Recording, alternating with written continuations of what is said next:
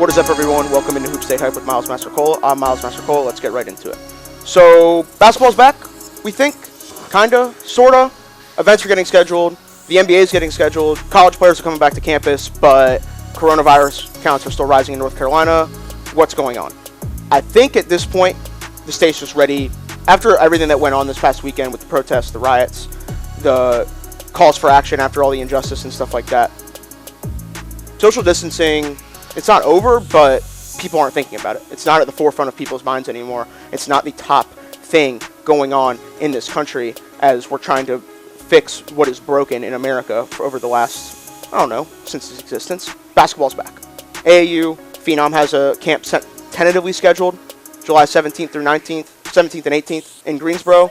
And if not, we have AAU events in South Carolina. So people are preparing to come back. High school, you're allowed to start working out June 15th, everywhere except for Charlotte and Wake County. College players returning to campus. Every college basketball player at the Division I level will more than likely be getting a COVID-19 test. Texas Tech just announced some positives. We'll see if any programs in the state of North Carolina announce that, but for right now, everything looks to be on the up and up. Players moving into campus late June, early July, starting individual workouts, practice, so on and so forth. The NBA, they're going back to Disney World. North Carolina Charlotte Hornets will not be there, but there's rumors about Webb's guy John Wall coming back. I think he just said that's not happening, so we'll see what happens with the NBA. They're quarantining every single one of them at Disney World, at the ESPN Wide World of Sports to kind of give a, early 2000s AAU Nationals vibe. We'll see what happens with that. Prediction for me for the NBA coming back, I like the Clippers for whatever reason. I just don't think anybody's going to be able to score on them when it gets down to the nitty-gritty late in the playoffs, but we'll see who's healthy. We'll see what happens when a player tests positive for COVID-19, because I don't think it's an if, I think it's a when. Just because that's going to be the way it is. Like, the virus is so mobile that I think it's going to find its way in there, and it's going to be interesting to see how they react, how the NBA reacts, how the NHL reacts, how the NCAA, so on and so forth. For AAU, we don't know if fans are going to be there. For the high school season, we don't know if fans are going to be there. I think it all depends on where the cases go and if we get a vaccine, but the vaccine is going to be the key. So as kind of like a state of the union for everyone in basketball right now, we still don't really have a whole lot to say other than we're trying to get back to normal. We'll see if it happens. Recruiting-wise in the Hoop State, Bobby Pettiford's announcing on Wednesday. I picked my crystal ball for Louisville. I was the first one to do so. No harm, no foul. We'll see if he ends up there. That would be a huge get for Chris Mack. Obviously, Bobby just catapulted in the rankings on 247 to get in the national top 100. That would be a huge thing for Louisville, obviously, to kind of assert themselves in the state of North Carolina. If he doesn't commit to Louisville, expect a Virginia Tech, a Providence, Ole Miss, maybe ECU is also being talked about, but it seems like a pretty wide consensus that Bobby Pettiford will be a Louisville Cardinal. We'll see on Wednesday when he makes his announcement. Be sure to tune in to the Hoop State Network for that. High school free agency season. Kids are transferring left and right. It's going to be interesting to see. Another thing with this COVID-19 pandemic to kind of think about is that a lot of kids are going to be thinking about making the move to private and prep schools where the regulations aren't going to be as severe. Games are going to be able to be played because they're not beholden to any governing body.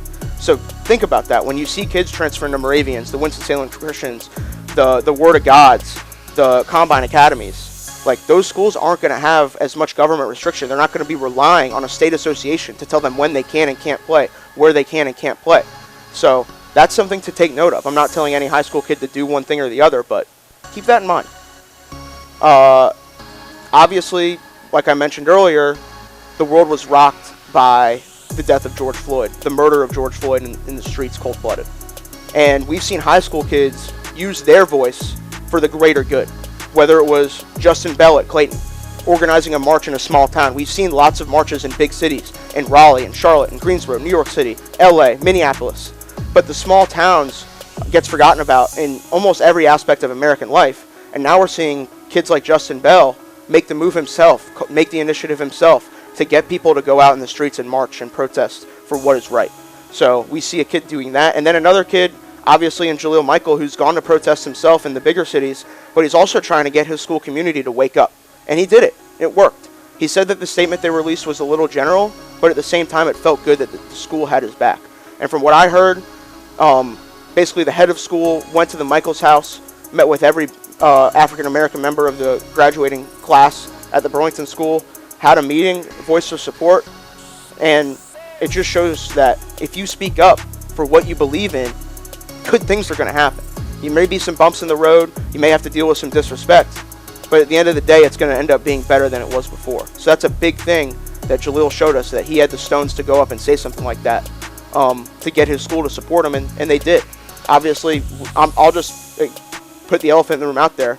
A lot of these private schools have white donors that do not want to be affiliated with the Black Lives Matter movement. And obviously those schools are burdened to the money, but they owe it to their students to have their support. So they're in a weird crossroads right now, and I think we're going to see schools stand up for what's right, or at least we hope to see that. Like I mentioned before, coronavirus is still a very, very big deal. Will we have fans in seats for the high school season without a vaccine? My answer to that is no.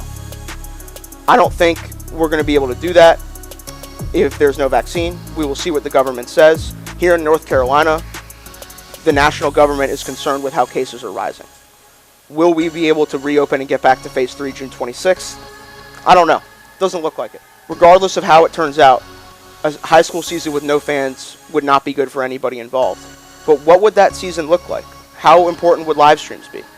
How important would it be that, from a college coach's standpoint, how important is it going to be to have high school coaches advocate for their players? Make sure, if you're a high school kid that's thinking about transferring, you're going to a place where your coach is going to advocate for you. Because in a time where it's harder and harder to be seen with this virus, be sure you're thinking about that. So for this week's episode, it was pretty general. We had a lot to catch up on. But for next week's episode and the episodes following, we hope to get a little more specific, break things down in a little bit more of a detail. And obviously that's going to happen once we get games and once we get action to talk about. We may bring on a guest, we might not. But either way, be sure to stay tuned every week, every Tuesday for Hoop State Hype with Miles Mastrocola. That's me. We'll see you guys soon. Kid for my wins, I need my ends. This life is real, if they pretend. Came off the bench, I get it in.